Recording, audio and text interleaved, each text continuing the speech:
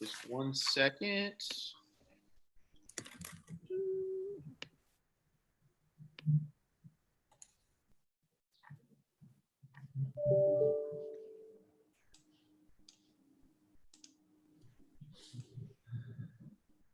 All right.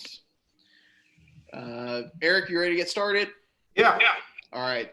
I'll go ahead and read the statements. We've got to read each before each meeting.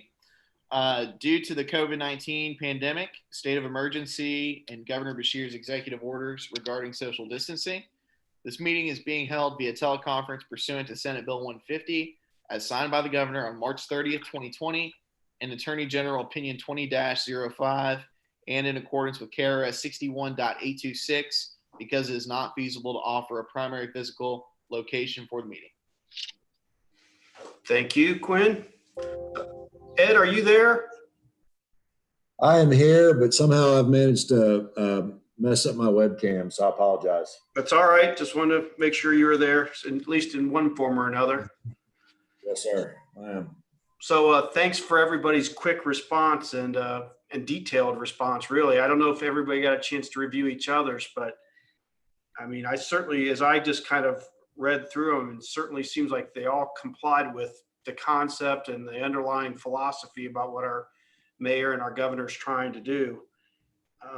I'm not sure this has to be a long meeting from my perspective, but certainly if anybody has any questions. But what I just thought we would do is just briefly ask if anybody has any questions on anybody else's or any more detail that needs to be clarified or anything along that line. I felt like these are really well done.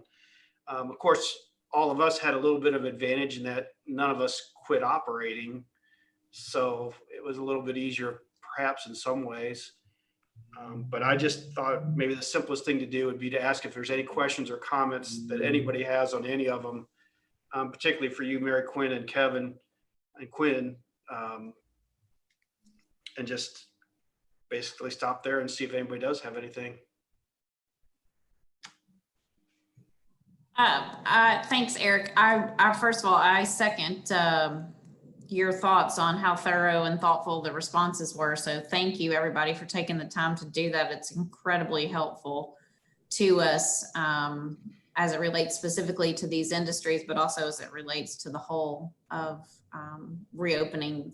And the second thing that I would say is I don't think we need to have a long meeting. I guess what I would be most interested in hearing, if there is any feedback, is if there are specific questions and or clarifications that you feel like you would like us to include as we submit our blueprint to the governor and his staff next week. So a few of the other subcommittees have had a couple of outstanding questions and or areas for clarification. So this would be an opportunity to do that if there are those.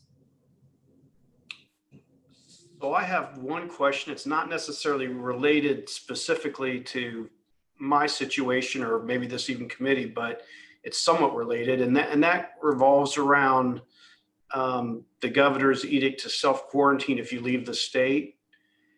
And I guess I understand that for the last month or two as we've been going through this, but I guess I don't know when that gets lifted. I mean, we're going to see a lot of people coming in and out of the airport, going to Florida, visiting family, and we get that question quite regularly. You know, I understand that that's the edict currently, but does that end at a certain point in some of the phases of this, or when will we know when that ends, or whatever, I guess. And I guess not only related to people flying, but even people crossing the border, driving back to Tennessee, Ohio, wherever they're going. A lot of people are driving to go on vacations this year. And a lot of people are uncertain, does that expire at some point in time? So, Eric, you bring up a really interesting question that I wish we all knew the answer to. But as you were saying that, you know, that's something that made me think, you know, as I read the document, many of us are doing the employee health screens in some way or the other, you know, asking questions or asking them if they've taken their temperature, inquiring about symptoms. If we're under this mandate or edict that people are self-quarantining, should we be asking them, have you traveled out of the state? Like, is that our responsibility? Good question. Kevin, do you have any insight to that? I don't know. I don't. I was just thinking about what good questions those were, and I think that those fit very well under the clarification section of the document.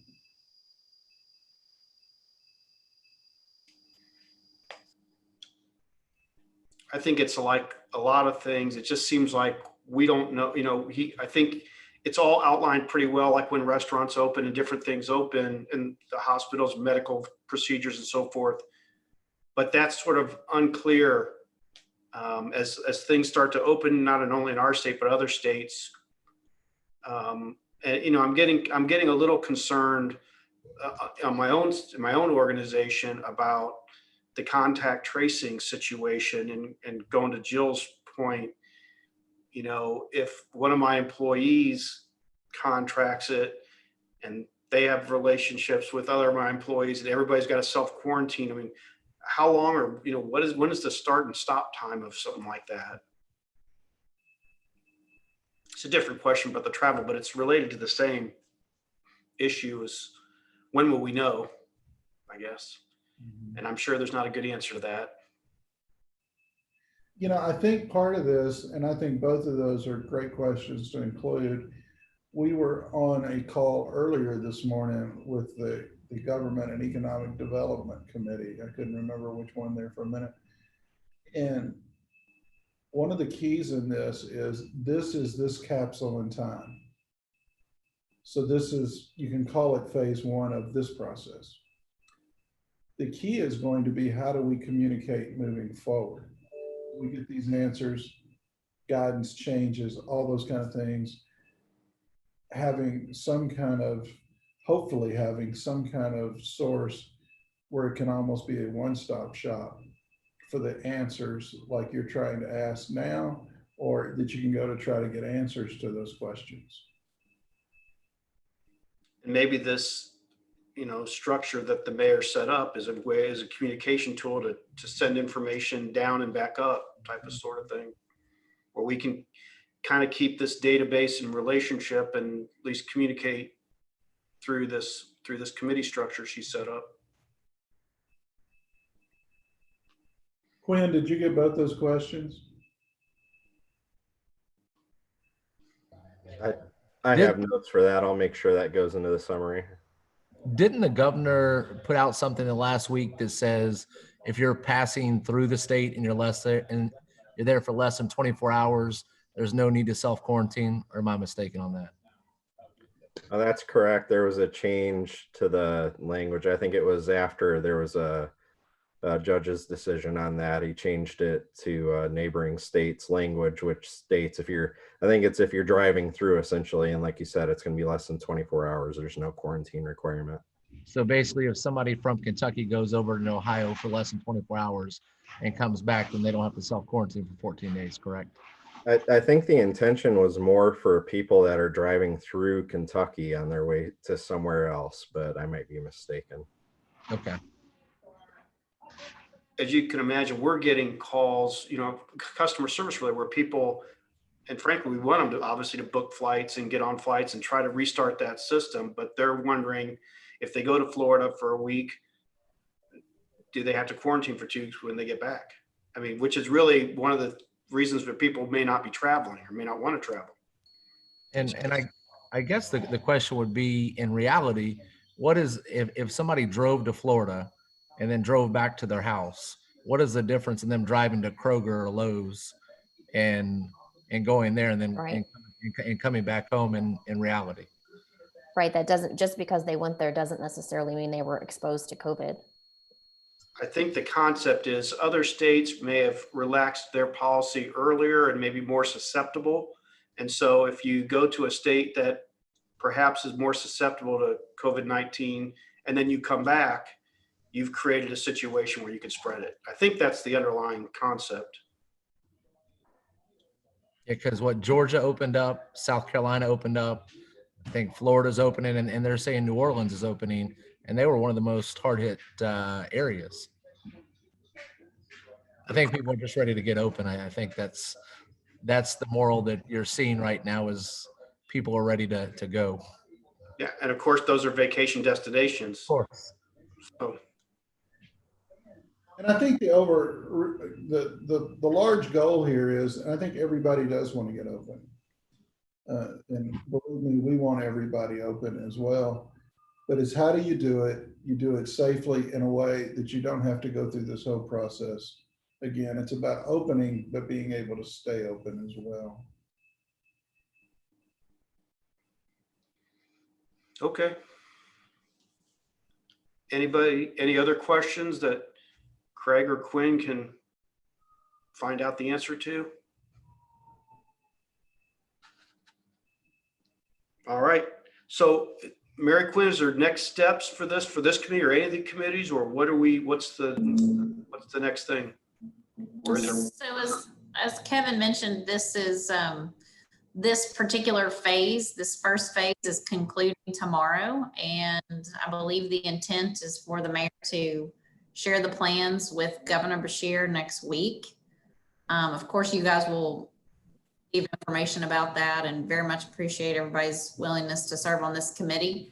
But now that we have this structure in place, I do think there's a really good opportunity for us to, at least through communication and kind of ongoing, as we progress through this reopening, there's an opportunity for us to certainly work together again. And so I will ask Kevin or Quinn if they have specifics in terms of a phase 2, but I just know that the lion's share of our work will conclude tomorrow, and then we'll be submitting these to submitting the plans to the governor as our immediate next step.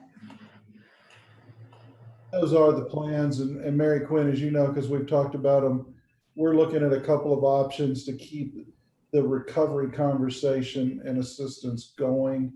But for now, I would classify it that once we get to tomorrow, the work of this committee officially is concluded.